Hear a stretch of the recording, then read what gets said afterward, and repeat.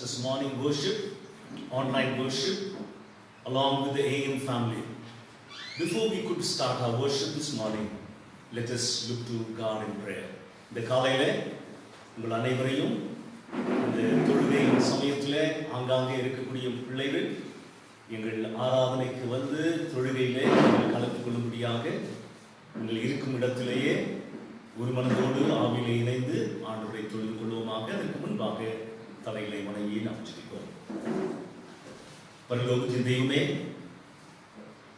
இந்த அருமையான காலை வேளையிலே எங்களுக்கு ஜீவனையும் சுகத்தையும் கொடுத்து இந்த சமயம் வரைக்கும் எங்களை நீர் காத்து வந்திருக்கிறீர்கள். ஒரு சோதரம் இந்த பூலோகத்திலே நாங்கள் பெற்று அனுபவிக்க அனைத்து ஆசீர்வாதங்களுக்காக ஸ்தோத்திரிக்கிறோம்.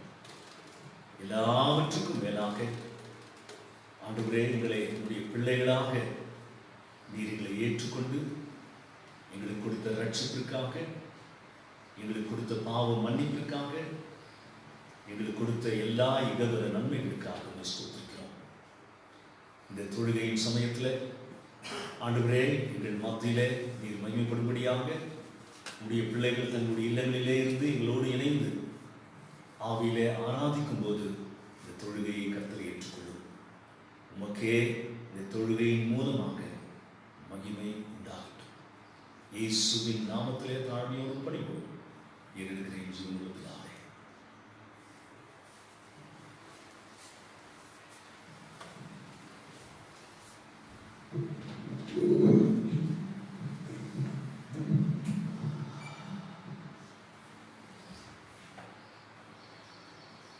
Praise the Lord, the people who are watching online this morning. And this is the first Sunday of this month. Many will be thinking what I'm going to get from today's message. Am I going to be blessed? What is your intention to sit in the presence of God this morning? What is your intention this morning? I'd like to ask you. Is it to receive anything from the Lord this morning, or to give unto Him? The God's servant like this, he says, if you go to the church selfishly to seek a blessing, you have missed the point of worship. We go to give glory, not to get blessed. So this morning our intention is only to praise Him, to thank Him, to worship Him, to exalt His name on high. He's such a wonderful God. He's an omniscient God. He's an omnipotent God. He's all powerful. And there is none like Him. When you see the qualities of God, we can't even imagine. And we're worshipping such a great God this morning. As you sit wherever you are this morning, just close your eyes and say, thank you, Jesus. Thank you, Jesus.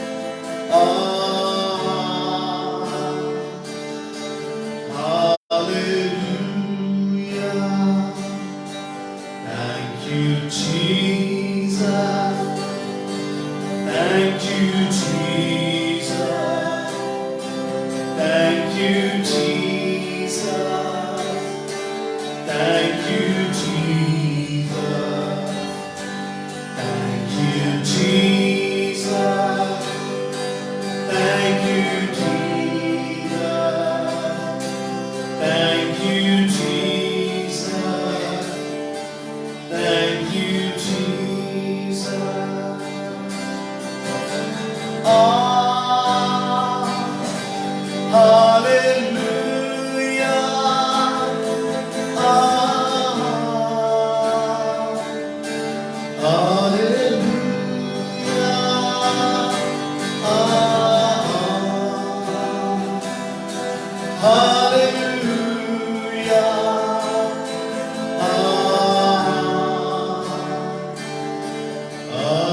Hallelujah. As we're going to sing,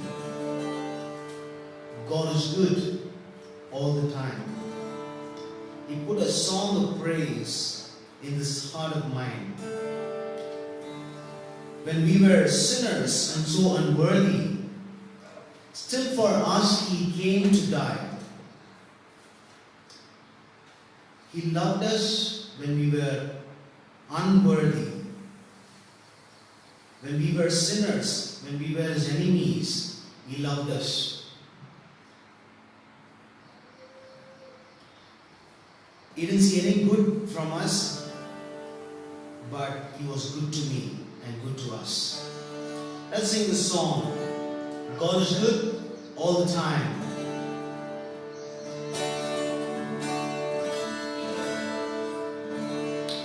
God is good all the time.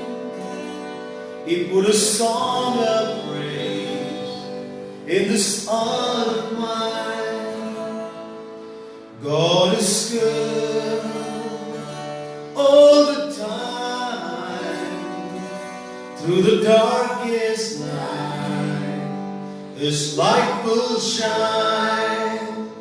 God is good, He's so good all the time. God is good all the time. He put a song of praise in this heart of mine. God is good all the time. Through the darkest night, His light will shine. God is good. God is good all the time. If you're walking through the valley and there are shadows all around, do not fear. He will guide you. He will keep you safe and sound. He will promise to never leave or forsake you. And His word is true. God is good all the time. He put a song of praise in this heart of mine. God is good all the time. Through the darkest night, His light will shine. God is good. God is good all the time. We were sinners, so unworthy. Still for us He came to die. Fill us with His Holy Spirit.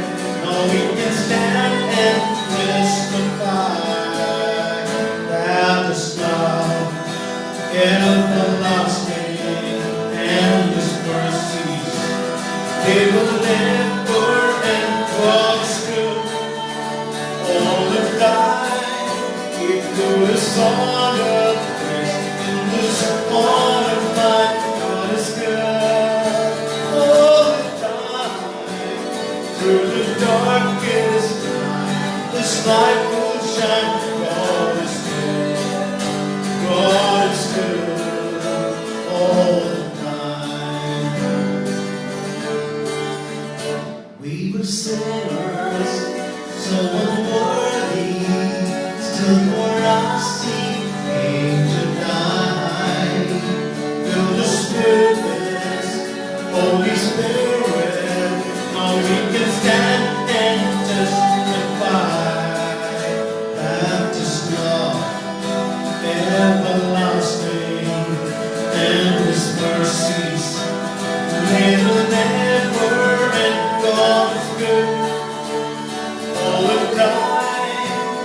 put a song of praise in this heart of mine. God is good all the time.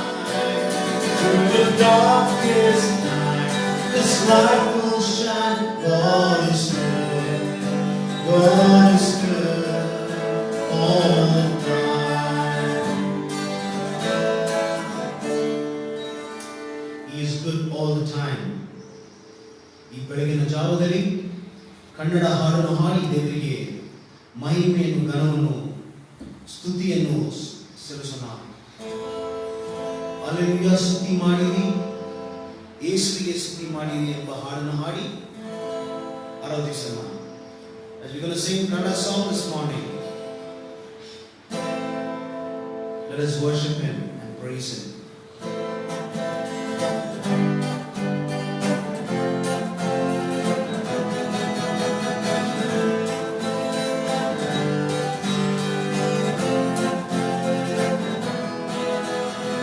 Hallelujah, ಸ್ತುತಿ ಮಾಡಿರಿ, ಯೇಸುವಿಗೆ ಸ್ತುತಿ ಮಾಡಿರಿ.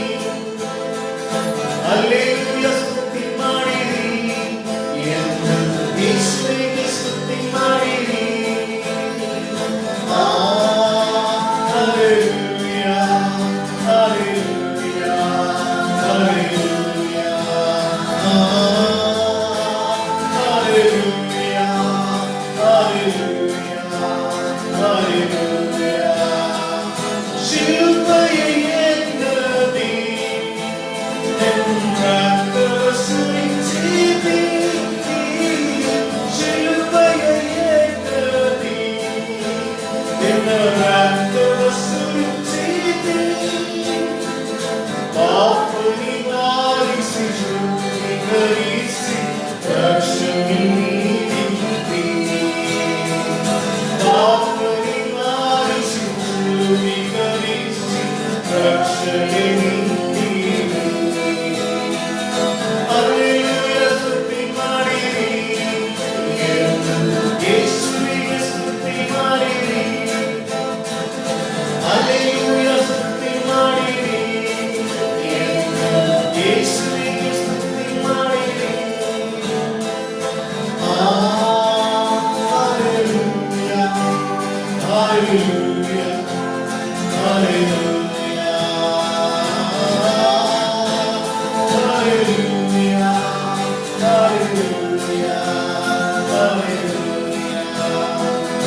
ನನ್ನ ಜೀವಿತದಲ್ಲಿ ಸದಾ ನಿನ್ನಯ ಸ್ಮರಿಸುವೆನು.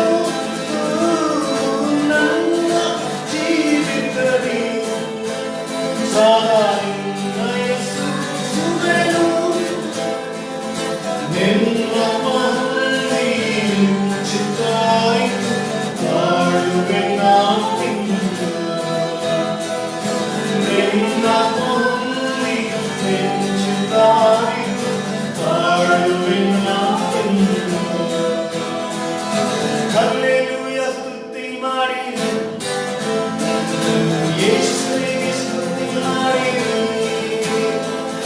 Hallelujah, ಸ್ತುತಿ ಮಾಡಿರಿ, ಯೇಸುವಿಗೆ ಸ್ತುತಿ ಮಾಡಿರಿ. Hallelujah, hallelujah, hallelujah, hallelujah, hallelujah, hallelujah. ಯೇಸುವನ್ನು ನಂಬಿರಿ, ನಿಜ ರಕ್ಷಣೆ ಹೊಂದಿರಿ. ಯೇಸುವನ್ನು ನಂಬಿರಿ, ನಿಜ ರಕ್ಷಣೆ ಹೊಂದಿರಿ. ನಿತ್ಯ ಭಾಗ್ಯವ ಪಡೆಯಿರಿ ಎಂಬ ವಾರ್ತೆಯ ಸಾರುವೆನು. ನಿತ್ಯ ಭಾಗ್ಯವ ಪಡೆಯಿರಿ ಎಂಬ ವಾರ್ತೆಯ ಸಾರುವೆನು. Hallelujah, ಸ್ತುತಿ ಮಾಡಿರಿ, ಯೇಸುವಿಗೆ ಸ್ತುತಿ ಮಾಡಿರಿ. Hallelujah, ಸ್ತುತಿ ಮಾಡಿರಿ, ಯೇಸುವಿಗೆ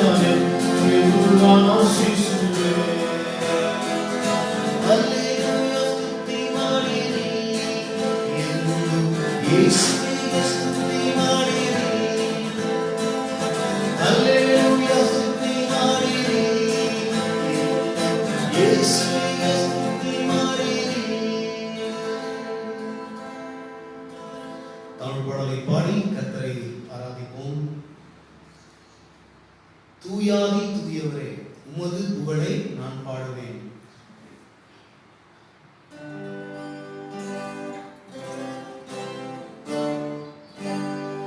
தூயாதி தூயவரே, உமது புகழை நான் பாடுவேன்.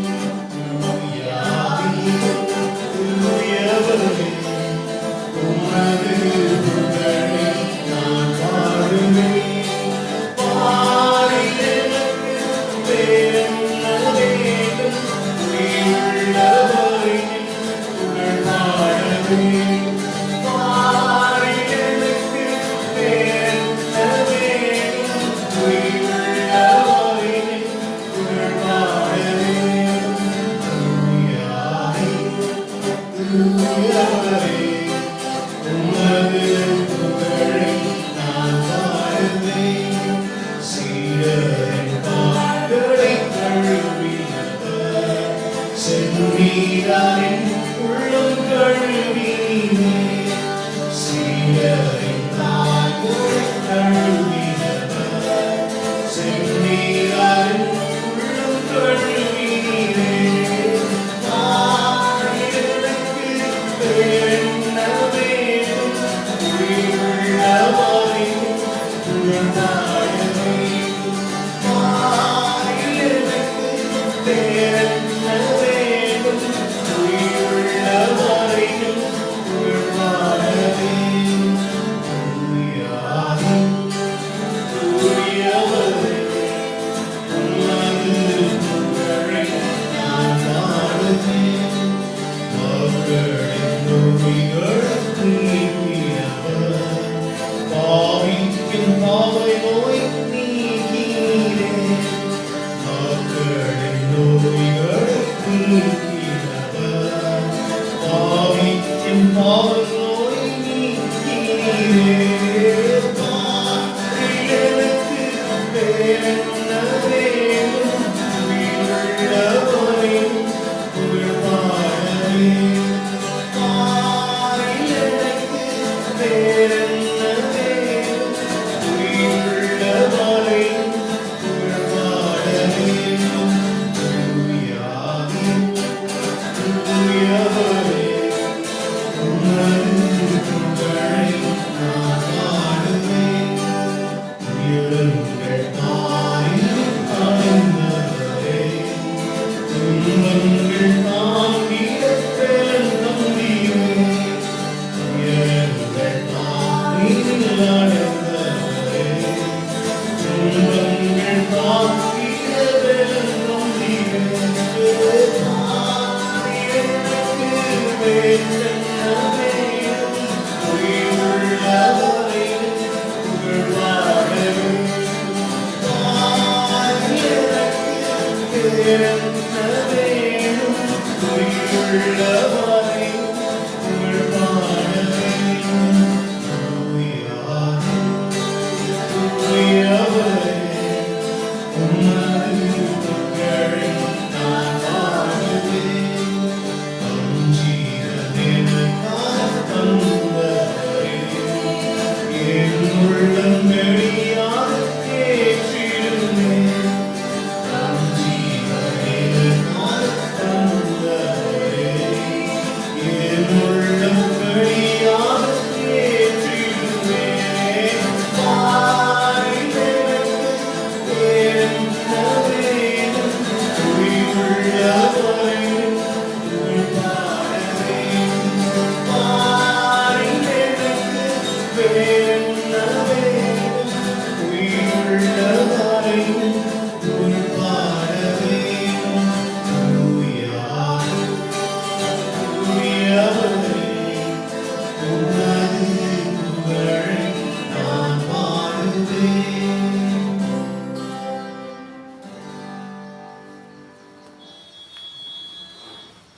Let us worship the Lord for who He is and what He has done to us this morning. காலை வேளையிலே ஆண்டவரை நாம் ஆராதிப்போம். அவர் யாராக இருக்கிறார், நம்முடைய வாழ்க்கையில் என்ன காரியங்களை செய்திருக்கிறார் என்று நாம் உணர்ந்தவர்களாக நாம் அவரை ஆராதிப்போம். எனக்குள்ள நல்ல ஆண்டவரே, இந்த காலை வேளையில நாங்கள் நன்றி செலுத்துகிறோம் சாமி. ஆண்டவரே, நீர் நல்லவர், கிருபை நிறைந்தவர். ஆண்டவரே, அப்படியாக எங்களை நீர் உருவாக்கினவர். ஆண்டவரே, இந்த காலை நேரத்தில் ஆண்டவரே நாங்கள் முக்கோடாக நன்றியும் ஸ்தோத்திரத்தையும் துதிகளையும் செலுத்துகிறோம். காரணம் ஆண்டவரே, நாங்கள் பாவத்தில் ஆண்டவரே அப்படியாக பாவ சேற்றில் இருந்த எங்களை நீர் ஆண்டவரே உடைய ஜீவனை கொடுத்து எங்களை ரட்சித்து உடைய பிள்ளைகளாக ஆண்டவரே நீர் மாற்றி எங்களை உருவாக்கி ஆண்டவரே எங்களை அப்படியாக உடைய பாதத்தில் அமர்ந்து உம்மை நோக்கி பார்க்க என் தேவனை எங்கள் கிருபை செய்தபடினால நன்றி செலுத்துகிறோம். இந்த காலை வேளையில் தொடர்ந்து ஆண்டவரே எங்களுடைய வாழ்க்கையில் செய்து வரக்கூடிய அத்தனை காரியத்தை நாங்கள் நினைத்து நாங்கள் உள்ளத்தில் ஆழத்திலிருந்து நாங்கள் ஆண்டவரே நாங்கள் உங்களுடைய பிள்ளைகளாக இணைந்து நாங்கள் நன்றி செலுத்துகிறோம். விசேஷமாக இந்த நாளில் கூட ஆண்டவரே நீர் உங்களுடைய வார்த்தையை கொண்டு எங்களை பலப்படுத்த போகிறதே, அதற்காக நாங்கள் நன்றி செலுத்துகிறோம். விசேஷமாக இந்த நாளில் ஆண்டவரே உடைய ஆண்டவரே ஊழியக்கார மகனை நீர் ஆண்டவரை மூடி மறைத்து அவர் மூலமாக எங்களோடு கூட நீர் இடைப்பட ஆண்டவரே இந்த நேரத்தை நாங்கள் ஆண்டவருடைய கருத்தில் நாங்கள் சமர்ப்பிக்கிறோம். அவர் இடத்தில் பயன்படுத்தி எங்களோடு கூட நீ பேச போவதற்காக நான் நன்றி செலுத்துகிறோம். எல்லா துதிகான மகிமையும் எல்லாம் கொள்வதற்கு செலுத்தி இயேசுவின் மூலம் என்கிறேன் சொல்லுங்கள். நான் ஆண்டவரே, ஆமென்.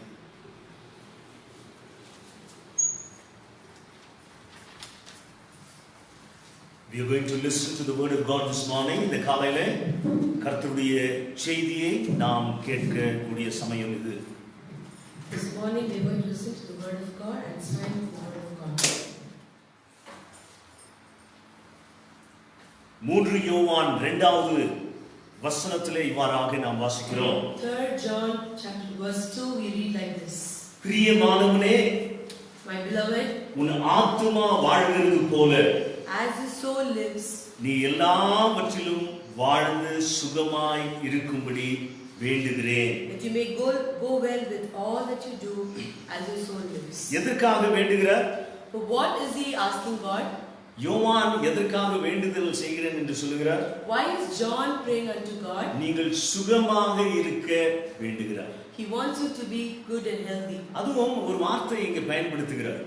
He used the word here. நீங்கள் எல்லாவற்றிலும் சுகமாக இருக்கும்படி தேவன் விரும்புகிறார். That all may go well with you. That's what God wants us அப்படி to என்றால் have. இங்கே அந்த ஆத்துமா வாழ்வது போல As your soul lives well. அங்கு ஒரு காரியத்தை மட்டும் சொல்லுகிறார். அதோ கூட சேர்ந்து அங்கே அவர் சொல்லக்கூடிய காரியம் மறைக்கப்பட்டிருக்கிறது. According to it and along with it he says in other words is hidden there. அதுல 2 வார்த்தைகள் உள்ளடங்கி இருக்கிறது. There are 2 words hidden inside it. மனிதர்களாகிய நாம் We human beings முத்தரப்பு உடையவர்களாக இருக்கிறோம்.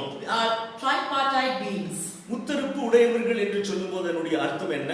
The meaning of tripartite means அவை ஆவி, ஆத்துமா, சரீரம். they are spirit, soul and body. அப்பொழுது ஒரு மனிதனாகிய நாம் We as human beings, நம்மிடத்துல என்னெல்லாம் உண்டு? what all we have, நம்மிடத்துல ஆவி உண்டு, we have the spirit, ஆத்துமா உண்டு, we have the soul, சரீரம் உண்டு. we have the body. இந்த ஆவி, ஆத்துமா இந்த சரீரத்திற்குள்ளே மறைந்திருக்கிறது. The spirit and the soul are hidden inside the body. அப்பொழுது மனிதன் 3 தனித்துவமான கூறுகள் கொண்ட கலப்பாக இருக்கிறான். Man is completely a composite of 3 different components. என்னென்ன அவை? ஆவி, ஆத்துமா, சரீரம். What are all those? Those are spirit, soul and the body. அதனால இந்த நாளின் செய்தியானது விசுவாசிகளுக்கு ஏற்றதாக இருக்கும். The message will be exclusively for believers and for their ஒருவேளை benefit. அவிசுவாசிகளாகிய நீங்கள் கேட்டுக்கொண்டிருப்பீர்களானா ஓரளவுக்கு உங்களுக்கு புரியும். ஆனால் விசுவாசிகளுக்கு இது நன்றாக புரியும் இந்த நான் சொல்லக்கூடிய உண்மைகள். If you unbelievers are listening to it, you may be able to understand to some extent, but believers can understand வேத better. வசனம் சொல்லுகிறது, God's word says so. தெய்வத்தை அறியாத மனிதனை பார்த்து, A man who does not know God, மறுபிறப்பின் அனுபவம் இல்லாதவர்களை பார்த்து, a man who has no experience of being born again, இயற்கையாக ஒரு மனிதன் ஒரு தாய் தகப்பனிடத்திலே இந்த சரீரத்திலே பிறந்த மனிதனை பார்த்து, a man who is born of man and woman, அவனை பார்த்து ஜென்ம சுபாவம் உள்ள மனிதன் என்று சொல்லப்படுகிறது. it is said that he is a natural man. அப்போ ஜென்ம சுபாவம் உள்ள மனிதனுடைய ஆவி செத்து கிடக்கிறது. A natural man's spirit is dead. அப்பொழுது எப்பொழுது அவன் ஆண்டவராகிய இயேசு கிறிஸ்துவை விசுவாசித்து When he has faith in the Lord Jesus Christ, மனம் திரும்பி repents, இயேசுவானவர் செய்து முடித்த ரட்சிப்பின் கிரியை, சிலுவையிலே செய்து முடித்த ரட்சிப்பின் கிரியை நம்புகிறானோ, when he believes on the completed work of அந்த God on the cross ரட்சகரை of Calvary, ஏற்றுக்கொள்ளுகிறானோ, when he accepts that Savior, அப்பொழுது அவனுடைய ஆவி உயிர்ப்பிக்கப்படுகிறது. then his spirit is revived. அப்போ ஜென்ம சுபாவம் உள்ள மனுஷனுடைய ஆவி உயிர்ப்பிக்கப்படும் போது A natural man's spirit, when it's revived, அவன் சுகம் ஆவியிலே பெறுகிறான். he gets healing in his அப்பொழுது spirit. ஆவிக்குரிய சுகம் அவனுக்கு ஏற்படுகிறது. He gets healing in his spirit. அவனின் சுகம் பெற்ற ஆவி The healed spirit, அவனின் ஆத்துமாவோடு இணையும் போது when coordinates with the soul, ஆத்துமா சுகம் பெறுகிறது. even the soul gets healed. ஆத்துமாவிலே என்னெல்லாம் இருக்கிறது என்று பார்க்கிறோம். What are the components of the soul? மனதுண்டு, There's mind, உணர்வுகள் உண்டு, there are emotions, சித்தம் உண்டு. there's a will. அப்போ இவைகளும் சுகம் அடைகிறது. Even they are also getting healed in the process. ஆவிக்குரிய ஆவியின் சாவி உயிர்ப்பிக்கப்படும் போது அந்த ஆவியின் உயிர்ப்பிக்கலினாலே ஆத்மாவும் சுகம் பெறுகிறது. When the spirit is revived, because of the healing of the spirit, the soul is also healed. ஆத்மாவிலே சுகம் பெற்றவனுடைய ஆத்மா When the soul which is being அவனுடைய சரீரத்திலே ஒருங்கிணைந்து when it coordinates with his body, அது செயல்படும் போது when it coordinates and works along with his body, சரீரமும் சுகம் அடைகிறது. the body is also healed. பாருங்க, இப்போ இந்த முத்தரப்பு சுகத்தை நாம் பார்க்கிறோம். We see the tripartite healing here. இங்கே ஆவியிலே, ஆத்மாவிலே, சரீரத்திலே சுகம் உண்டாகிறது. There's healing in the spirit, in the soul and the body. அதனாலே தேவன் நம்முடைய முத்தரப்பு சுகத்தை விரும்புகிறார். God loves our tripartite healing. விளங்குதுங்களா? உங்களுக்கு புரியுதுங்களா? Do you understand? இந்த நாளின் செய்தி, Today's message, தேவன் நமக்கு கொடுத்த அநேக ஆலோசனைகளில் God has given us a lot of instructions. ஒன்றை மட்டும் மனதிலே கொண்டு உங்களுக்கு இந்த நாளின் செய்தியை சொல்ல விரும்புகிறேன். I would like to take you to this message with one point in my mind. தேவன் நியாயப்பிரமாணத்தை மோசேக்கு கொடுப்பதற்கு முன்பாக, Before God could give the laws to Moses, அதில் உள்ள ஆலோசனையை the instructions in it, நோவாவுக்கு முன்பே கொடுத்து விட்டார். He had given it to Noah even before that. அதை நாம் வேதத்திலே வாசிக்கிறோம். We read that in the Bible. ஆதியாகம புத்தகம் The book of Genesis, 6வது அதிகாரம் chapter 6, 11 நாம் வாசிக்கிறோம். from the 11th verse. பாருங்க, பூமியானது தேவனுக்கு முன்பாக சீர்கெட்டதாயிருந்தது. The earth also was corrupt before God. பூமி கொடுமையினால் நிறைந்திருந்தது. And the earth was filled with violence. பாருங்க, அந்த நாட்களிலேயே பூமி தேவனுக்கு முன்பாக சீர்கெட்டு போனது. The earth was indisciplined in those days. கொடுமையினாலே நிறையப்பட்டிருந்தது. It was full of corrupt. தேவன் பூமியை பார்த்தார். God looked at the earth. இதோ அது சீர்கெட்டதாயிருந்தது. It was full of corruption. மாம்சமான யாவரும் பூமியின் மேல் தங்கள் வழியை கெடுத்துக் கொண்டிருந்தார்கள். And all flesh had corrupted their way on the earth. அப்பொழுது தேவன் நோவாவை நோக்கி, And God said to Noah, மாம்சமான யாவரின் முடிவும் எனக்கு முன்பாக வந்தது. The end of all flesh has come before me. அவர்கள் பூமி கொடுமையினாலே நிறைந்தது. For the earth is filled with violence. நான் அவர்களை பூமியோடு அழித்து போடுவேன். And through them, behold, I will destroy them with the earth. பாருங்க, நோவாவை பார்த்து தேவன் ஆண்டவர் அவனிடத்திலே மட்டும் இரக்கமுள்ளவராக, கிருபை உள்ளவராக இருந்தார். God was gracious and favorable only to Noah. அவனுடைய நாட்களிலே அவன் மட்டுமே நீதிமானாக தேவனுக்கு முன்பாக காணப்பட்டான். He was the only righteous man before God in the days of Noah. அதனால தேவன் நோவாவையும் நோவாவின் குடும்பத்தின் பிள்ளைகளையும் மட்டும் காப்பாற்ற சித்தம் கொண்டார். God had a will to only protect Noah and his family and children. அதற்கு ஆண்டவர் ஒரு கட்டளை கொடுத்தார். God had given them a commandment there. என்ன சொன்னார்? What had he told?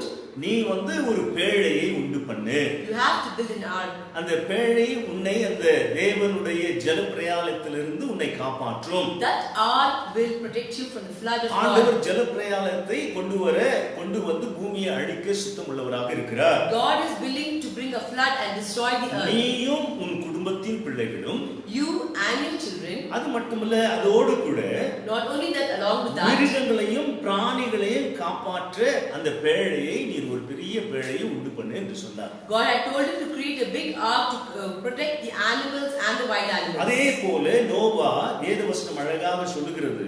The same way Noah, Bible speaks very beautifully about it. 7வது அதிகாரம் 3வது வசனத்தை வாசிக்கும்போது ஆதியாகம புத்தகத்திலே Genesis chapter 7 verse 3. நோவா தனக்கு கர்த்தர் கட்டளையிட்டபடியெல்லாம் செய்தான் என்று நாம் வாசிக்கிறோம். Noah did that all had commanded him to do. அப்பொழுது இங்கே கவனிக்க வேண்டிய குறிப்பு என்ன என்று பார்க்கும்போது, What is the hint that we need to observe நான் here? உங்களுக்கு இதை நான் வாசிக்க விரும்புகிறேன். 1லிருந்து 7வது அதிகாரம். Chapter 7 from verse 1. ஆதியாகம புத்தகம் 7வது அதிகாரத்திலே கர்த்தர் நோவாவை நோக்கி, The Lord said to Noah, நீயும் உன் வீட்டார் அனைவரும் பேழைக்குள் பிரவேசியுங்கள். come into the ark, you and all your இந்த household, சந்ததியிலே உன்னை எனக்கு முன்பாக நீதிமானாக கண்டேன். because I see that you are righteous before me in this பூமியின் generation. மீதெங்கும் வித்தை உயிரோடு காக்கும் பொருட்டு You shall take with you every clean and unclean animals, நீ சுத்தமான சகல மிருகங்களிலும் to take clean and unclean ஆணும் animals, பெண்ணுமாக எவ்வேழு ஜோடும், to a male and a female, சுத்தமில்லாத ஆணும் பெண்ணுமாக ஒவ்வொரு ஜோடும், and a unclean animal of one pair, male and ஆகாயத்து female, பறவைகளிலும் and also each of birds of the air, சேவலும் பேடுமாக எவ்வேழு ஜோடுகளும் உன்னிடத்தில் சேர்த்துக்கொள். the species, the alive face of all the earth.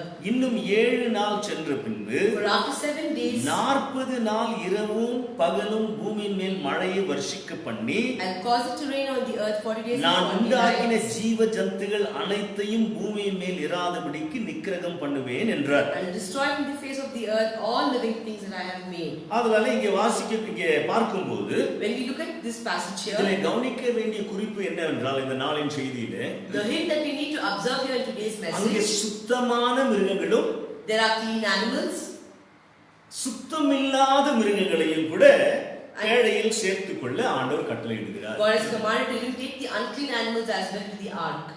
ஜலப்பிரயாணத்தினாலே Because of the flood, மற்ற அனைத்தையும் தேவன் அழிக்கிறார். God is going to destroy everything apart from all அந்த this. சுத்தமுள்ள மிருகங்கள், பிராணிகள், பறவைகள், There are clean animals, wild animals and birds. ஜீவஜந்துகள் அங்க இருக்கும். ஏன் நீரில் வாழும் ஜீவஜந்துகள் இருக்கும்? ஏனென்றால் ஆண்டவர் ஜலப்பிரயாணத்தை கொண்டு வருகிறார். There will be aquatic animals because God is bringing a big flood. அதிலே எத்தனை ஜோடிகளை உள்ளே கொண்டு வரும் என்றும் ஆண்டவர் இதிலே கட்டளை கொடுத்திருக்கிறார். God has also commanded how many pairs we brought into the ark. இப்பொழுது கவனிக்க வேண்டிய குறிப்பு முக்கியமாக What has been observed very importantly here, ஆதியாகமம் 9வது அதிகாரம், Genesis chapter 9 9வது அதிகாரத்தை நாம் வாசிக்கும் போது 1லிருந்து 7, from 1 to 7. தயவு செய்து என்னோட கூட இதை நீங்கள் பார்க்கலாம். பின்பு தேவன் நோவாவையும் அவன் குமாரரையும் ஆசீர்வதித்து, நீங்கள் பலுகி பெருகி பூமியை நிரப்புங்கள். உங்களை பற்றிய பயமும் அச்சமும் பூமியில் உள்ள சகல மிருகங்களுக்கும் ஆகாயத்தில் உள்ள சகல பறவைகளுக்கும் உண்டாயிருக்கும். பூமியிலே நடமாடுகிற யாவும் சமுத்திரத்தின் மச்சங்கள் யாவும் உங்களுக்கு கையளிக்கப்பட்டன. நடமாடுகிற ஜீவ ஜந்துகள் யாவும் உங்களுக்கு ஆகாரமாய் இருப்பதாக. பசும் பூண்டுகளை உங்களுக்கு தந்தது போல அவைகள் எல்லாவற்றையும் உங்களுக்கு தந்தேன். மாம்சத்தை அதன் உயிராகிய இரத்தத்தோடு புசிக்க வேண்டாம் என்று வாசிக்கிறதை இப்பொழுது வாசிக்க கேட்டோம். We heard that being read here. என் அருமையான கர்த்தருடைய பிள்ளைகளே, My dear beloved children, கவனிக்க வேண்டிய யாவும் என்று சொல்லப்பட வேண்டிய யாவும் என்ற வார்த்தை சொல்லப்பட்டிருக்கிறது. there's a word that says everything. எல்லாமே நமக்கு ஆகாரமாக இருக்கிறது, எல்லாமே நமக்கு ஏற்றதல்ல. Everything is not fit for us. யாவும் என்று சொல்லப்பட்டிருக்கிறது என்று நாம் பார்க்கிறோம். We see that it shows everything. ஆனால் முன்பு அதற்குரிய வித்தியாசத்தை ஆண்டவர் உண்டு பண்ணினார். God had created a difference between that. சுத்தம் இல்லாத, Clean and unclean. உதாரணமாக எடுத்துக்கொள்ளுங்கள். For example, take it like this. காரணம் தாவர இனங்கள் உண்டு, There are vegetations, மூலிகைகள் உண்டு. there are herbs. இப்ப இந்த பூலோகத்திலே அங்க என்ன சொல்றாரு, எல்லா பூண்டுகளும் உங்களுக்கு ஆதாரமா இருக்கக்கூடியது என்று இங்க பொதுவாக இங்க சொல்லுகிறார். God is telling in a very general way that every plant, vegetation and herbs. உதாரணமாக தாவர இனங்களும் மூலிகைகளும் எல்லாம் நமக்கு ஏற்றதல்ல. All plant, vegetation and herbs are not good for us. அதனாலே ஏனென்றால் அதில் விஷமுள்ள தாவர இனங்களும் உண்டு, மூலிகைகளும் உண்டு. There are poisonous vegetation and herbs as well. அதனால ஒருவேளை எல்லாமே ஆண்டவர் சாப்பிட சொல்லி இருக்காருன்றது இதை வச்சுக்கிட்டு நம்ம சொன்னோம்னா சாப்பிட்டோம்னா, if we look at this and eat that saying God has told us to eat everything, நமக்கு விஷமுள்ள மூலிகைகளும் விஷமுள்ள தாவர இனங்களை நாம் சாப்பிடும்போது என்ன ஆகும்? what will happen when we eat the poisonous vegetation? நமக்கு கேடும் மரணமும் வரும். We will encounter death and sickness. அதனால தானே ஆண்டவர் இங்கே அந்த வித்தியாசத்தை சொன்னார், முதல்ல சொல்லிட்டார். அப்புறமா இங்க சொல்றாரு, இங்க உங்களுக்கு பிராணிகள் எல்லாம் உங்களுக்கு பிராணிகளை நீங்கள் சாப்பிடலாம், தாவர இனங்களையும் பசும் பூண்டுகளே சாப்பிடலாம். ஆனா முன்பே அதற்கு வித்தியாசத்தை ஆண்டவர் கூறிவிட்டார். அதை மனதில் வைத்துக் கொள்ள வேண்டும். You have to keep in mind God has initially told about the difference between clean and unclean, but here he is telling in general about everything. அதனாலே எல்லாமே நம்முடைய ஆகாரத்திற்கு ஏற்றதல்ல. Everything is not fit for our food. அதில் விஷமுள்ள தாவரமும் உண்டு, there are poisonous vegetation, மூலிகையும் இந்த பூமியிலே உண்டு, poisonous herbs as well on this earth. இதை நாம் புசிப்போமானால் when we consume them, கேடும் மரணமும் வரும். we have sickness and death. அதுபோலவே எல்லா மிருகங்களையும் புசிக்க தேவன் நம்மை அனுமதிக்கவில்லை. God has not allowed us to eat all the animals. எல்லா மிருகங்களையும் நீ அடித்து புசி என்று ஆண்டவர் சொல்லவில்லை. God has not told to hunt all the animals and eat. எவைகளை புசிக்க வேண்டும், which has to be eaten, எவைகளை புசிக்க கூடாது என்று தேவன் பட்டியலிட்டு God has listed which has not been மோசே consumed. மூலமாக நமக்கு தெரிவித்திருக்கிறார். God has told us through Moses. எங்கே அதை நாம் வாசிக்கிறோம்? When we read that, அந்த பட்டியலை எங்கே வாசிக்கிறோம்? வெகு தெளிவாக சொல்லுகிறார். எந்தெந்த மிருகங்களை சாப்பிடலாம், எந்தெந்த பிராணிகளை சாப்பிடலாம், எந்தெந்த பறவைகளை சாப்பிடலாம் என்று சொல்லி பட்டியலிட்டு தெளிவாக லேவியராகும் 11வது அதிகாரத்திலே நாம் வாசிக்கிறோம். in Leviticus 11 it says which all are the birds and animals that has been eaten, and it's been listed out in Leviticus. மறுபடியுமாக நீங்கள் அமர்ந்து அந்த பட்டியலை நீங்கள் வாசியுங்கள். Once again I would like you to sit and read Leviticus chapter 11வது அதிகாரம், Leviticus chapter 11, உபாகம் 14வது அதிகாரம், Deuteronomy chapter 16. இதை நீங்கள் வாசிக்கும்போது When you read this, இந்த பிரமாணத்தை சொல்லும்போது when he is giving this law, தன்னுடைய மனதை ஆண்டவர் வெளிப்படுத்துகிறார். God is revealing his mind. அவர் இருக்கக்கூடிய தன்மையை வெளிப்படுத்துகிறார். He is revealing his characteristic. பாருங்க, இந்த உணவு சம்பந்தமான மாம்சம் சம்பந்தமான சுத்தம் அல்லாத உணவுகளை சொல்லும்போது தன்னுடைய தன்மையை ஆண்டவர் அங்க வெளிப்படுத்துகிறார். When God is talking about the unclean and unclean, he is actually revealing his mind. பாருங்க, தன்னுடைய பிள்ளைகள் உணவு விஷயத்திலும் கூட சுத்தமாக இருக்க வேண்டும் என்பதே தேவனுடைய உத்தேசம். God's intention was his children should be clean in terms of food as well. உதாரணமாக லேவியராகும் 11வது அதிகாரம் 44வது வசனத்திலே வாசிக்கும்போது Leviticus 11 verse chapter 11 verse 44, நான் பரிசுத்தர், I am holy. ஆகையால் நீங்களும் பரிசுத்தராயிருங்கள். I am holy, so you should also be holy. அப்படி என்றால் ஆண்டவர் மிகவும் இந்த உணவு விஷயத்திலே மிகவும் தீவிரமாக ஜாக்கிரதையாக இருக்க நமக்கு ஆண்டவர் சொல்லுகிறதை நாம் இங்கே பார்க்கிறோம். We know that God is asking us to be very serious about the food that we eat and consume. மறுபடியும் சொல்லுகிறேன், இந்த வசனத்தை உணவு விஷயத்திலே சாப்பிடுகிற விஷயத்திலே சொல்லப்படும் போது சுத்தம் அசுத்தமான உணவு விஷயத்திலே தான் ஆண்டவர் தன்னுடைய தன்மையை வெளிப்படுத்துகிறதை பார்க்கிறோம். I would like to emphasize once again, God is revealing his heart only in the terms of food and about clean and unclean items. நான் பரிசுத்தர், ஆகையால் நீங்களும் பரிசுத்தராயிருங்கள். For I am holy, so you also be holy. நாம் பரிசுத்தமாக இருக்க For us to be holy, என்ன செய்ய வேண்டும்? what should we do? அசுத்தமானதை தவிர்க்க வேண்டும். We should decline the unclean items. அசுத்தமான Unclean, விஷமுள்ள poisonous, உணவு உடலுக்கு ஏற்றதல்ல. it's not fit for the body. Right. ஆண்டவர் எதற்காக இந்த அசுத்தமான பிராணிகளையும் மிருகங்களையும் பறவைகளையும் படைத்தார்? Why did God create the animals, wild animals and birds? தேவன் பாருங்க, அசுத்தமான மிருகங்களின் மூலமாக, Because of through the unclean பிராணிகள் animals, மூலமாக, through the animals, பறவைகள் மூலமாக through the birds, இந்த பூலோகத்தில் உள்ள கழிவுகளையும் the dirt on this இந்த earth, பூலோகத்தில் உள்ள அழுக்குகளையும் the uncleanness on this இந்த earth, பூலோகத்தில் உள்ள செத்து போன பிணங்களையும் இந்த பூமியை சுத்தப்படுத்த இவைகளை ஆண்டவர் வைத்திருக்கிறார். God had created them to clean the dead bodies from the earth. அந்த நாட்களிலே கிராமங்களிலே அந்த கழிவுகளை எல்லாம் எது சுத்தமாகும்? In those days, which one மனித கழிவுகளை எது சுத்தப்படுத்தும்? which cleaned the man's waste? அந்த நாள்ல தோட்டி இல்ல, There was no கிராமங்கள் இல்ல. there were no அப்போ கிராமத்தில் உள்ள கழிவுகள் எல்லாம் சுத்தப்படுத்துவதற்கு எந்த மிருகம் தேவை? which kind of an animal do we need for the cleanliness of உங்களுக்கே தெரியும், பன்றி தேவை. we need pigs. பன்றியின் மூலமாக மனித கழிவுகளை சுத்தப்படுத்துகிறது. Through the pig the man's waste is being cleaned. அதை ஆண்டவர் பட்டியலிட்டு சொல்லியிருக்க, அசுத்தமான இது அந்த பிராணி அது, மிருகம் அது, அதை உண்ணாதே என்று சொல்லுகிறார். God has listed out that it should not be eaten as an unclean செத்து animal. போன மற்ற கழிவுகளை எல்லாம், தூரத்திலே படர்ந்து இருக்கக்கூடிய கழிவுகள் எல்லாம் கழுகும் பராந்தும் அதை எடுத்து தின்னுகிறது. The dead animals and their bodies was eaten by the vultures. பூமி சுத்தமாகிறது. The earth is being அந்த பூமி cleaned. சுத்தமாவதற்கு காரணம் நீ சுத்தமாயிருக்க, நீ ஆரோக்கியமாக இருக்க. The earth is being cleaned for you to be clean and healthy. உங்களுக்கு தெரியுமா, ஜலத்தில் உள்ள செத்து போன தண்ணீரில் வாழும் மிருகங்களை, செத்து போன மிருகங்களை எது உங்களுக்கு தின்னுகிறதுன்னு உங்களுக்கு தெரியும்? You know which one eats the dead aquatic animals? What is that? Crocodile. What do you say in English? Tamil.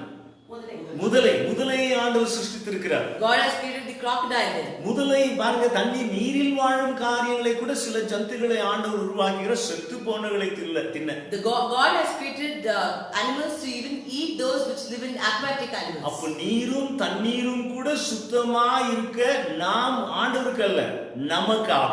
Even the water needs to be clean, not for God but for us. நாம் எல்லாவற்றிலும் சுகமா இருக்க வேண்டுமானால் If we have to be healthy and good in everything, தேவனுடைய ஆலோசனைக்கு கீழ்ப்படிய வேண்டும். we need to obey to God's Lord commandments. அசுத்தத்திற்கும் சுத்தத்திற்கும் உள்ள The difference between clean and unclean, பிரமாணத்தை சொல்லும்போது it's being told about the law.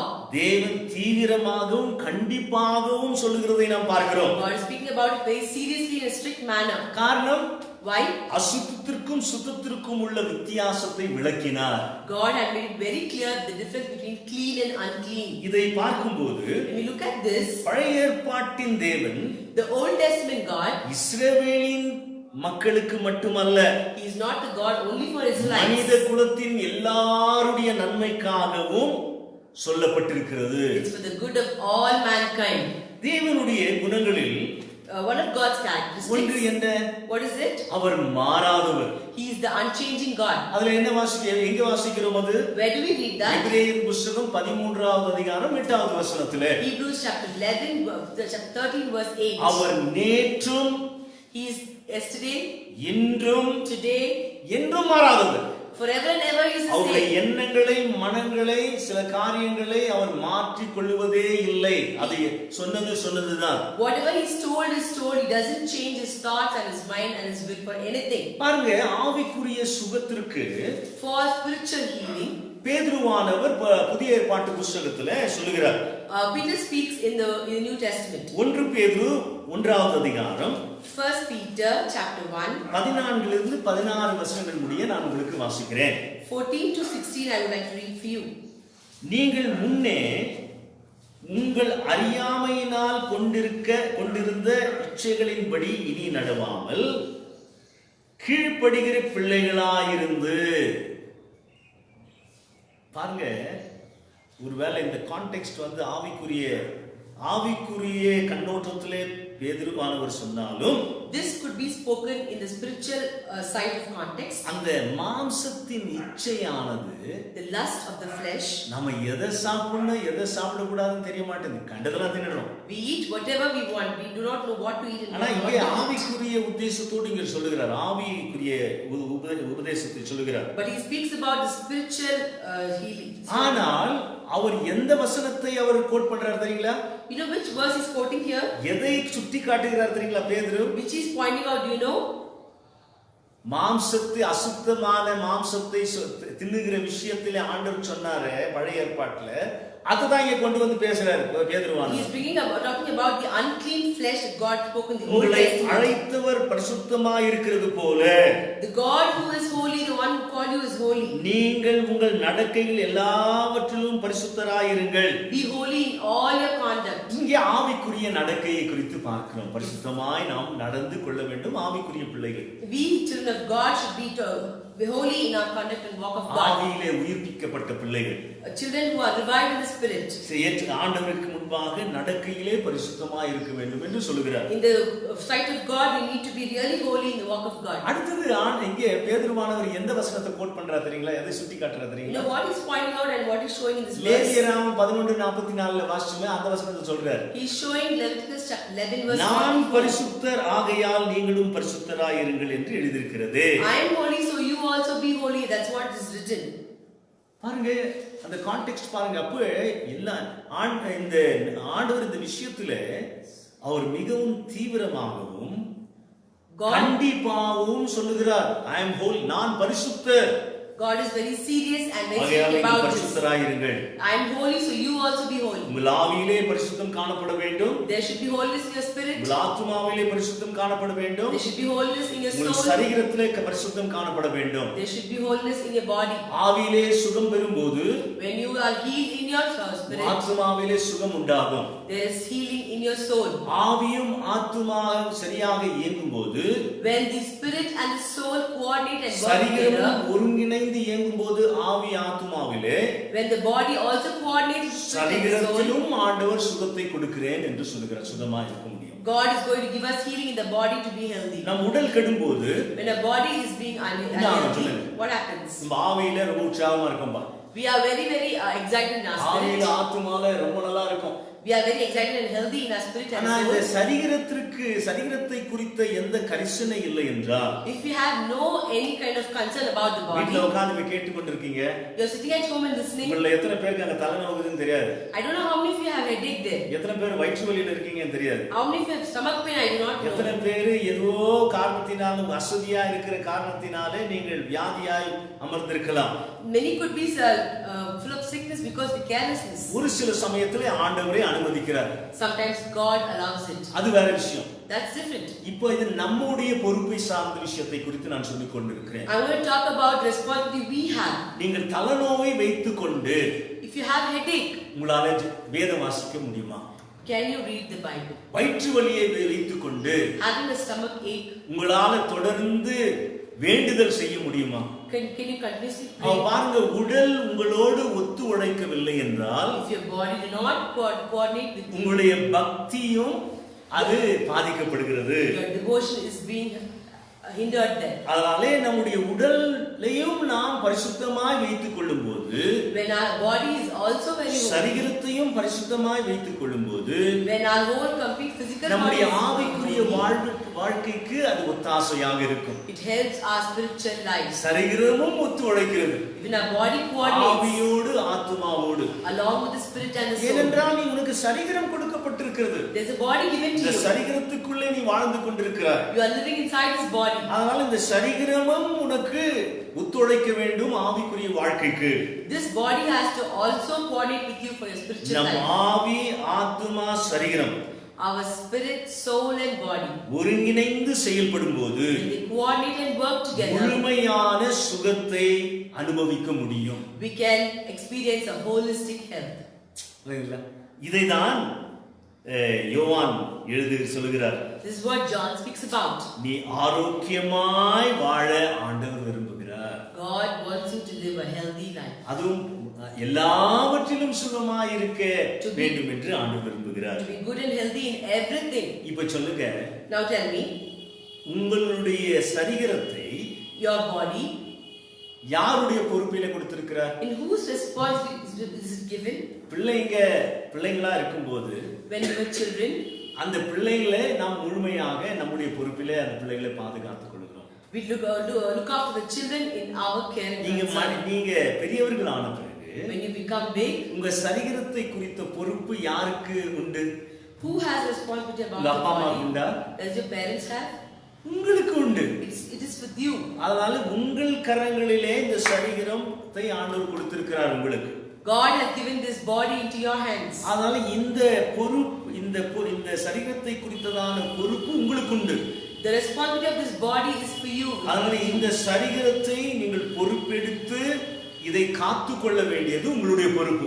To take responsibility and take care of this body is your responsibility. அதுக்கு மிஞ்சி உங்களுடைய கடமைகளையும் வேலைகளையும் சரியாக செய்து after finishing your responsibility and work correctly, ஏதோ ஒரு காரணத்தினாலே உங்கள் சரீரத்திலே வியாதி வருது என்று வைத்துக் கொள்ளுங்கள். there is a disease in your body for some reason. அது கர்த்தர் தான் பார்த்துக்கணும். that God has taken. ஆனால் நீங்க அதுக்கு பொறுப்பாளியாக இருக்க கூடாது. You should not be responsible. உங்கள் வியாதிக்கும் உங்கள் பலவீனத்திற்கும் உங்கள் ரோகத்திற்கும் நீங்கள் காரணமாக இருக்க கூடாது. You should not be responsible for your disease, weakness and ill health. உன் சரீரத்தை குறித்ததான பொறுப்பு உன் கரங்களில் உண்டு. The responsibility about your body is in your hands. நீ ஆரோக்கியமாய் வாழ வேண்டும் என்று ஆண்டவர் விரும்புகிறார். God wants you to live a healthy life. ஆரோக்கியத்தை ஆண்டவர் விரும்புகிறார். God wants our healthy life. அதனால இந்த காலையிலே this morning, இதை மனதிலே கொண்டு keeping this in mind, ஆரோக்கியத்தோடு வாழ, to live a healthy life, ஆவியிலே ஆத்துமாவிலே in our spirit and soul, ஆரோக்கியமாக வாழ, to live a healthy life, தேவனுடைய வார்த்தைக்கு கீழ்ப்படிந்து, to obey God's word. சுத்தமானவைகளுக்கும் அசுத்தமானவைகளுக்கும் ஆண்டவர் வித்தியாசத்தை உண்டு பண்ணினாரே. God has made difference between the clean and நீ unclean. தெரிந்து கொள்ள வேண்டும் சுத்தமான உணவுகளையும் உண்ண. You need to know which are the clean things that you need நீ to eat. கவலையற்று பொறுப்பில்லாமல் இருப்பாயானால் அதனுடைய விளைவை நீதான் அனுபவிக்கணும். If you are not worried and careless about it, you reap the இப்போ இந்த consequences. கொரோனா வைரஸ்னால நமக்கு லாக்டவுன் உண்டு. எத்தனையோ அரசாங்கம் தடைகளை விதிக்கிறது. Because of coronavirus, we have lockdown and government has put எதையெல்லாம் செய்யலாம், எதெல்லாம் செய்யக்கூடாது, what all needs to be done and what should not be அது done. பொறுப்போடு நாம் நடந்து கொள்ளும்போது When we do it with responsibility, நிச்சயமாக நாம் நம்முடைய கடமைகளை உண்மையாய் செய்யும்போது, when we do our responsibility honestly, ஜாக்கிரதையோடு நம்மை பாதுகாத்துக் கொள்ளும்போது, when we take care of us with utter care, நோயின் தாக்கத்திலிருந்தும் நாம் தப்பிக்கப்படலாம். we could be even saved from this pandemic. ஒருவேளை Maybe எல்லாம் இருந்து everything is there. நீ உன்னுடைய ஹோம்வொர்க் நீ உன்னை பாதுகாக்கக்கூடிய காரியத்தில் எல்லாம் உண்மையாய் இருந்தாய், You have been saving yourself from all எல்லாம் these things. இருந்தும் கூட நோய் தாக்கப்பட்டு ஒருவேளை நான் சாவேனானால், If everything was there and I got the disease and I died, ஆண்டவருடைய தீர்மானம் என்னை பரலோகத்துக்கு கொண்டு போகுது. it's God's decision to take me to ஏனென்றால் heaven. என் ஆவிக்குரிய சுகம் எனக்கு உண்டு. I have the spiritual என் ஆவி healing. உயிர்ப்பிக்கப்பட்டிருக்கிறது. My spirit is N revived. ஆத்துமா உயிர்ப்பிக்கப்பட்டிருக்கிறது. My soul is இந்த revived. சரீரம் இந்த பூலோகத்துக்கு தான் உதவும். This body is for this இந்த earth. பூலோக வாழ்க்கை முடிவு பெறும். This earthly life will end. ஆனா பரலோகத்துக்கு அனுப்புவோம். I'll go to இந்த heaven. பூலோகத்திலே நீ ஆரோக்கியமாக இருக்க வேண்டுமானால் If you want to be healthy on this earth, ஆண்டவர் சொன்னபடி நடந்து கொள்ளலாம். you should walk according to what God has கர்த்தர் told. தாமே உங்களை ஆசீர்வதிப்பாராக. May God bless you. தொடர்ந்து கர்த்தருடைய வசனத்தை நீங்கள் படியுங்கள். Continue to read the word of God. லேவியராகமம் 11வது அதிகாரம், Leviticus 11, உபாகமம் 14வது அதிகாரம். Deuteronomy chapter 16. இதை மனதிலே வைத்து Keep this in mind. அசுத்தமானதற்கும் சுத்தமானதற்கும் உள்ள வித்தியாசத்தை ஆண்டவர் உண்டு பண்ணியிருக்கிறார். God has made a difference between the clean and நாம் unclean. சுத்தமாக இருக்க பழகிக் கொள்வோம், காத்துக்கொள்வோம். We need to get tuned to be clean and to be used to it.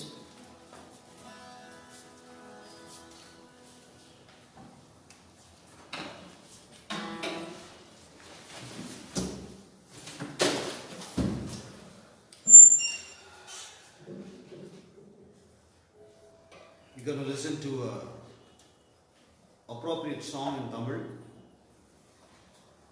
and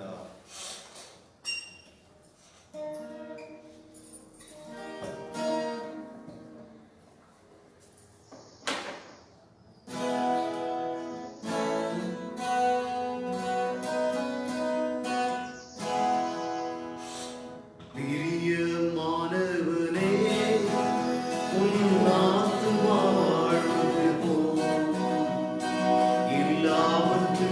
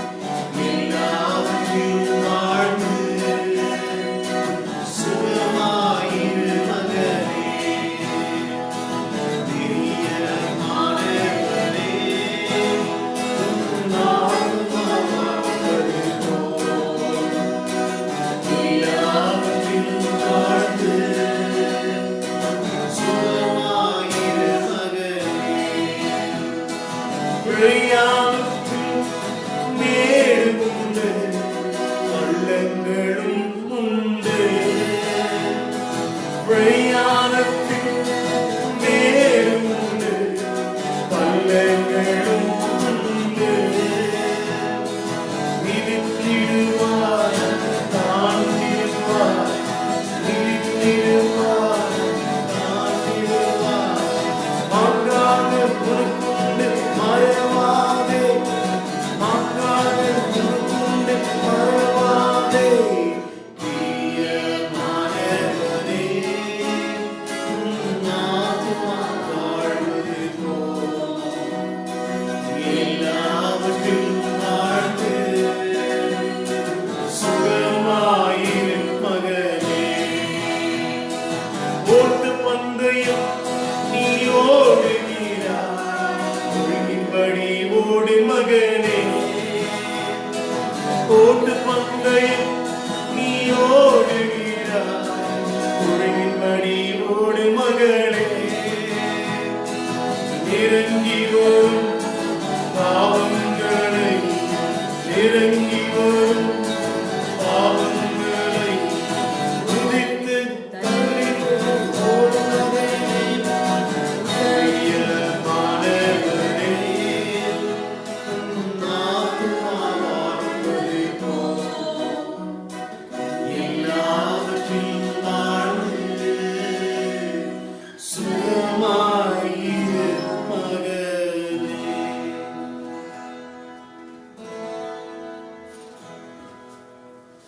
கண்களை மூடி ஆண்டவரை நோக்கி பார்ப்போம். எங்கள் பரலோகத்தின் தெய்வமே, எங்கள் திரியேக தெய்வமே, இந்த வாரத்தின் முதல் நாள் காலையில உம்மை நோக்கி எங்களுடைய இல்லங்களிலே இருந்து கொண்டே திருச்சபையாக ஆவியிலே இணைந்து உம்மை ஆராதித்து தொழுது கொள்ளக்கூடிய இந்த ஸ்லாக்கியத்தை எங்களுக்கு இந்த பூமியிலே இன்று நீர் எங்களுக்கு தந்திருக்கிறீர். அதற்காக உமக்கு ஸ்தோத்திரம். கடந்த நாளெல்லாம் எங்களை நீர் கண்மணியைப் போல காப்பாற்றி எங்கள் தேவைகள் எல்லாம் சந்தித்து சகலவிதமான நோயிலிருந்து எங்களை விலக்கி காப்பாற்றி எங்கள் தவறுகளையும் குற்றங்களையும் அறியாமையும் மன்னித்து எங்களை நடத்தி வருகிற தெய்வமே, உம்மையல்லாமல் இந்த பூலோகத்திலே எங்களுக்கு யார் உண்டு? உம் பாதத்தை முத்தமிட்டு தொழுது கொள்ளுகிறோம், உம்மை ஸ்தோத்திரிக்கிறோம், உம்மை வணங்குகிறோம், உம்மை வாழ்த்துகிறோம். எங்கள் அருமையான திருச்சபையின் பிள்ளைகளுக்காக, சிதறி இருக்கிற பரிசுத்தவான்களுக்காக, உம்முடைய பிள்ளைகளுக்காக, மற்ற ஸ்தல சபையில் உள்ள பிள்ளைகளுக்காகவும் கூட இந்த நாளின் செய்தியை எங்கெல்லாம் கேட்டுக்கொண்டிருந்தார்களோ உம்முடைய செய்தி கடந்து போகட்டும் ஆண்டவரே. நீர் பரிசுத்தராயிருக்கிறது போல நாங்கள் பரிசுத்தமாய் இருக்க வேண்டும் என்று விரும்புகிறீர். எங்களுடைய வாழ்க்கையில சொல்லிலும் செயலிலும் நடத்தையிலும் வாழ்விலும் பரிசுத்தத்தை காப்பாற்றிக் கொள்ள உம்முடைய பரிசுத்த ஆவியானுடைய துணையும் பலமும் எங்களுக்கு தேவை. உடைய பிள்ளைகளுக்கு அருள் செய்யும். இது நீ வரும் வாரங்களிலே உடைய பிள்ளைகளை சகலவிதமான நோயிலிருந்தும் விசேஷமாக இந்த தொற்று வியாதியிலிருந்தும் உடைய பிள்ளைகளை காக்கும்படியாக அடியேன் ஜெபிக்கிறேன். உங்கள் திருச்சபையின் மக்களுக்காக உம்முடைய இரத்தத்தினாலே கழுவப்பட்டு மீட்கப்பட்டு இருக்கிறதான உடைய பிள்ளைகளுக்காக ஜெபிக்கிறேன். உம்மிடத்திலே ஒவ்வொரு சனமும் இந்த பூலோக வாழ்விலிருந்து பரலோக வாழ்விற்கு ஆண்டவரே கடந்து வந்து கொண்டிருக்கிற உடைய பிள்ளைகளாய் மாறிக்கொண்டிருக்கிற பிள்ளைகளுக்காகவும் நாங்கள் ஜெபிக்கிறோம். உடைய சபையாகிய சரீரத்திலே இணைத்துக் கொண்டிருக்கிற பிள்ளைகளுக்காக நாங்கள் ஜெபிக்கிறோம். தேவதாசர்களுக்காக ஜெபிக்கிறோம். பரிசுத்தவான்களுக்காக ஜெபிக்கிறோம். ஆண்டவரே தேசத்தின் தலைவர்களுக்காக ஜெபிக்கிறோம். ஆண்டவரே எங்களுடைய தேசத்திலே எந்த மாநிலத்திலே அதிகமாக இந்த நோய் பரவி இருக்கிறதோ அப்பா நீர் இறங்கி எங்கள் தேசத்தின் தலைவர்களுக்கு ஞானத்தை தந்து பாதுகாப்பை தந்து எல்லாவித ஆண்டவரே பலத்தையும் தந்து நீர் மக்களை எடுத்து நீர் பயன்படுத்தும்படியாக உபயோகிக்கும்படியாக எங்களுடைய ஜனத்தின் பிரஜையினுடைய நன்மைகளுக்காக உபயோகிக்கும்படியாக ஜெபிக்கிறோம். உலக தலைவர்களுக்காக ஜெபிக்கிறோம். விஞ்ஞான உலகத்திலே கண்டுபிடித்துக் கொண்டிருக்கிற ஆண்டவரே மருந்துகளுக்காக ஜெபிக்கிறோம். கூடிய சீக்கிரத்தில் இதற்கு வேக்சினை கண்டுபிடித்து மக்களை காப்பாற்ற உம்முடைய இரக்கத்திற்கு எங்களை ஒப்புக் கொடுக்கிறோம். ஒரு விசை இந்த உலகத்தின் மீது உம்முடைய இரக்கத்தை பாராட்டு. ஆண்டவருடைய மக்கள் மனம் திரும்பி மண்டையில் கடந்து வர உதவி செய்யும். உம்முடைய செய்தியின் மூலமாக, இணையதளத்தின் மூலமாக செய்தியை கேட்டுக்கொண்டிருக்கிற பிள்ளைகளோடு நீர் இடைப்படும். பக்கமாக உடைய மக்களை எடுத்து பரிசுத்தமாக்கி இந்த பூலோக வாழ்விலே நீர் கொடுத்திருக்கிறதான ஆயுசு நாட்களோடு வாழ்ந்து சுகமாயிருக்க நாங்கள் ஜெபிக்கிறோம். எல்லா மகிமையும் கனத்தையும் உமக்கே செலுத்தி இயேசுவின் நாமத்திலே தாழ்மையோடும் பணிவோடும் ஏறெடுக்கிறேன் ஜீவனுள்ள பிதாவே. நமது கர்த்தராகிய இயேசு கிறிஸ்துவினுடைய கிருபையும் பிதாவாகிய தேவனுடைய அன்பும் பரிசுத்த தேவ ஆவியானவருடைய அந்யோன்ய ஐக்கியம் ஆசீர்வாதம் நம் அனைவரோடும் கூட இன்றும் என்றும் சதா காலங்களில் உண்டாவதாக. ஆமென். May God bless you.